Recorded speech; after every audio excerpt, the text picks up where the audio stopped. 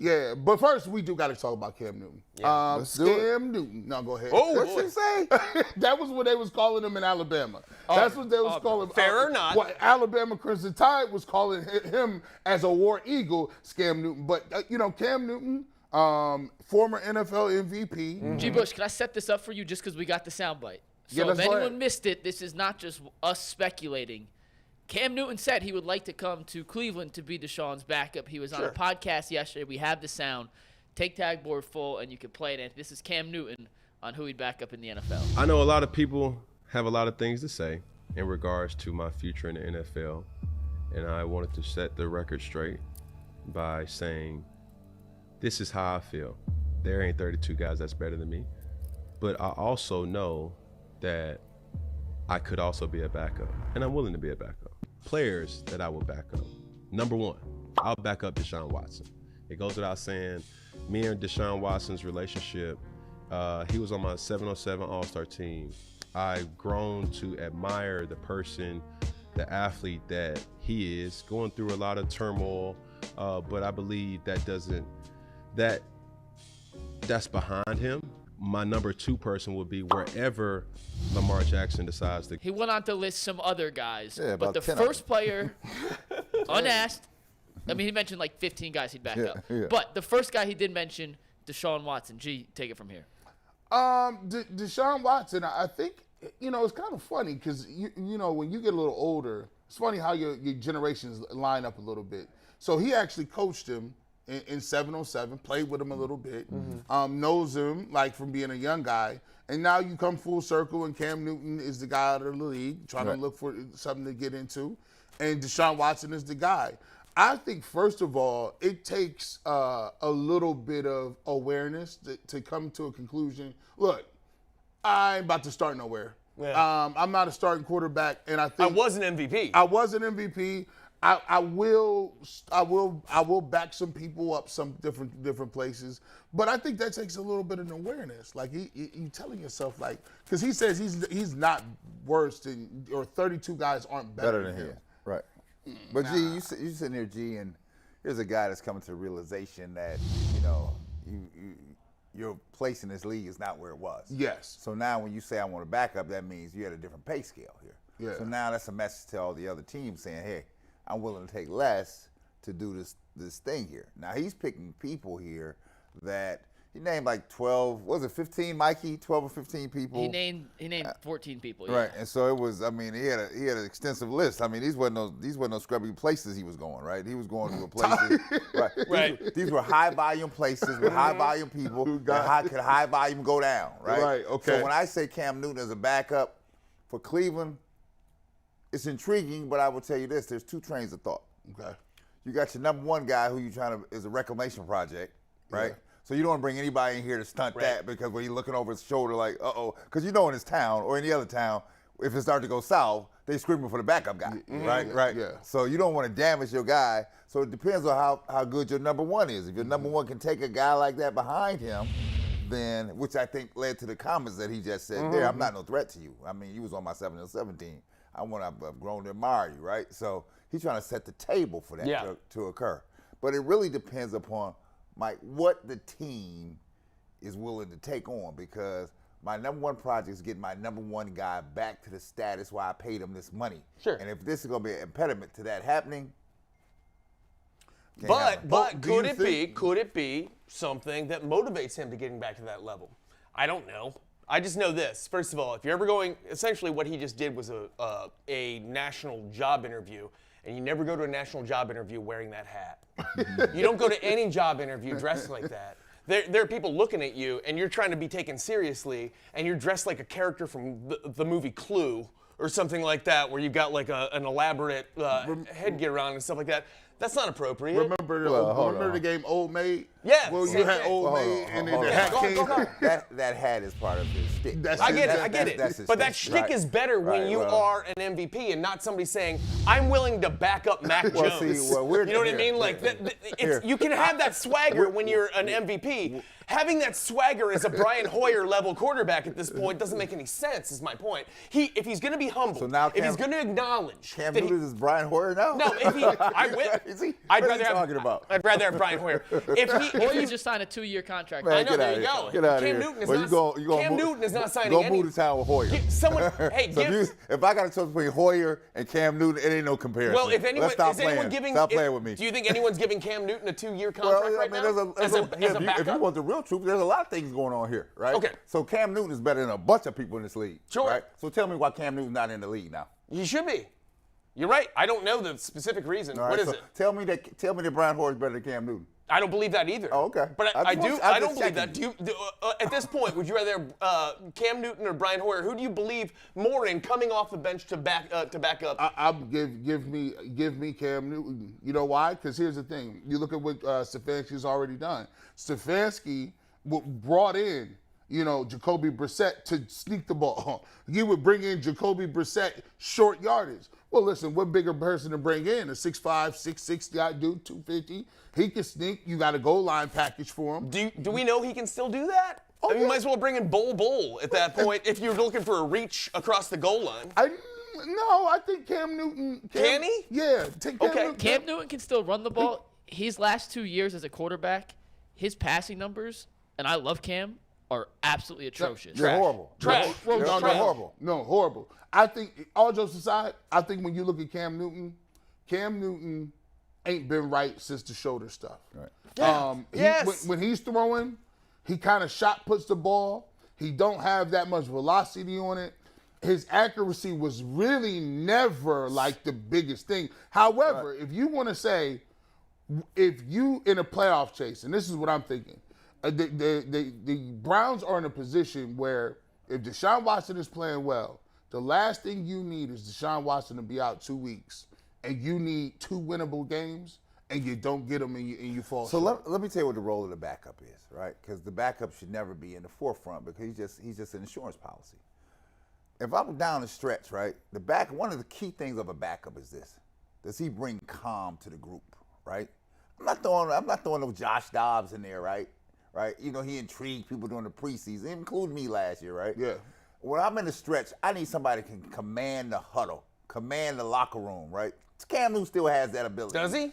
I see people flock to him all the time, They right? talk to him. The press talks to him. The media gets excited because he has a name. I'm not talking about the media. Look at the people that follow around with Cam Newton, right? You better dig under the surface here, right? His skill level has eroded from the day he was the MVP. Right. My thing is, can he hold me down for 2 weeks? That's where I'm at. Paul, Yeah. do you think it would be a distraction? And I don't like to use the word distraction a lot, but like you said, Cam Newton has a name. Mm-hmm. Do you think Deshaun Watson is able to leave that name alone and play his game? Here's the nice thing. Everybody is saying, like, oh, it might be a distraction if you had him in the quarterback room. I don't think there's that's the least of my worries. I'm worried about diminishing skills. I don't mind him distracting. We're going to distract away from our other quarterback situation? This is a good distraction. Like, I would rather have people talking about Cam Newton's past and possibility than I would talking about our current starting quarterback, Deshaun Watson. Like, if those are your two quarterbacks and people are talking more about Cam Newton and can he do it, that's less people talking about Deshaun Watson, like, is he still doing it? Is there a problem? Is everything okay? So I'm saying this is an example of adding a distracting quarterback to the team could actually be helpful because it's a worse distracting problem than your original quarterback's problem. So I'm not worried about the distraction, is what I'm saying. That's not the worry. The worry is the guy, he's washed. That's my worry. That's my worry. Legit.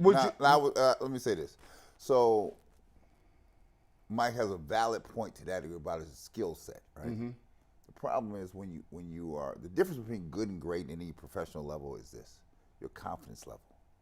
And it's the easiest thing to get dinged and the hardest thing to recover once it's gone, right? And that's where Deshaun Watson is. That's why I talk about the reclamation project. Mm-hmm. He's got to put in this work here. Now, if Cam Newton or anybody like Cam Newton is going to be a distraction to that, there will be no general manager worth his salt that won't consider that and be like, I might want to do it, but It depends. So you have to have your ear to the ground and know how fragile your guy is, right? Yeah. I'll give you an example. When I was coming out, the year I first tore my first ACL, I was the #1 recruit at OU. I was like, oh man, listen, it's OU. I'm nice.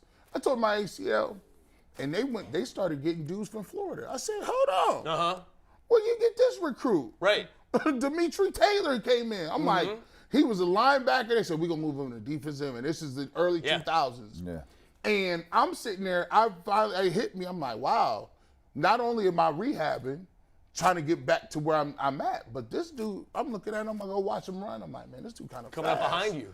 This dude can lift too. This dude kind of strong as me. But right. So when you have those things going, now instead of just having a clear headspace and going out and do what you need to do, sometimes it's difficult because now you see another dude behind you. And Cam Newton, for better or worse, Cam Newton ain't never going to be shy. Cam Newton is who he is. That hat proves that.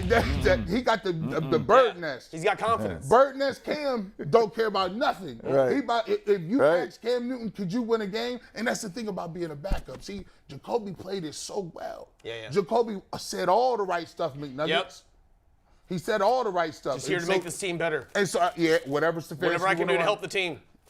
Go ahead. What you got, man? This Browns question I'm about to ask is brought to us by Lincoln Electric. Lincoln Electric now hiring for great jobs. They are leaders in the manufacturing and welding efficiency facilities. Check them out, Lincoln Electric. Love Lincoln Electric. My question for you guys with this Watson-Dobbs debate here, and I think you guys nailed it. His skill set has diminished, but he is still a former MVP, taking a team to the Super Bowl, has proven he does have the ability to win a game or two. So did Dan Marino, but don't put him on your team right now. So just say this year, I'm going to give you a hypothetical. I'm curious how you guys feel. Okay. Let's say rolls his ankle at some point, and he misses 2 games. Three, just so it's an odd number. Hypothetical, hope it doesn't happen. Who would you feel more confident has the ability to lead the Browns to a 2-1 record through that stretch as currently constituted? Cam Newton or Josh Dobbs? Cam Newton by far. Yeah, by far. I'd have to say Cam Newton. And I say this, Mikey, and I'm not, I like Josh Dobbs. You know I do. Right? You liked him last year. I liked him last year. Give him up. But I did see Josh Dobbs in that game last year where he fell apart, and I was like, oh my God, they needed you that day, right? And he was MIA. He went MIA on him. Mikey, show me the last game that Cam Newton performed well. How long ago was it? Well, over the last 2 years, so he started 20 games. He started 15 in 2020 and 5 in 2021. He did not play last season. Right. In those last 2 seasons, he has a 7-13 record. Right. He's thrown in 20 games, so more than a full season, has thrown for 3,300 yards. 12 touchdowns and 15 interceptions. Yeah, but you playing with a broken down Carolina and a defunct Belichick crew. These up sound in like New some England. excuses to me. No, it wasn't no excuses. I mean, the team was Carolina team wasn't no good. That's the truth. That's true. That's true. And Belichick's team was in a major rebuild, right? So it wasn't like he wasn't armed with the best of the best. I think when you look at Cam Newton, what I look at in Carolina, there's a game that sparked. You said, what game did he play well? There was a game, I think, in his first game back with Carolina. That was tough. I think he scored 2 touchdowns on the ground. It was on the ground. On the ground. He hit some check down stuff. See, here's what you got to take in consideration too, is the team around him. If I got Cam Newton coming in here and it's Amari Cooper and it's Nick Chubb and it's Njoku and it's all the weapons that you got in a good offensive line, you see, Kevin Stefanski can always revert back to the Stefanski playbook. There you go. Here you go. A little play action, a couple boots. Dink. And you tell Cam, listen, if you ain't got it, pull it down, take what they give you, and keep it pushing. So I think you got to look at that as well when it comes to him being a backup quarterback. What are you asking him to do? Mikey, last good game.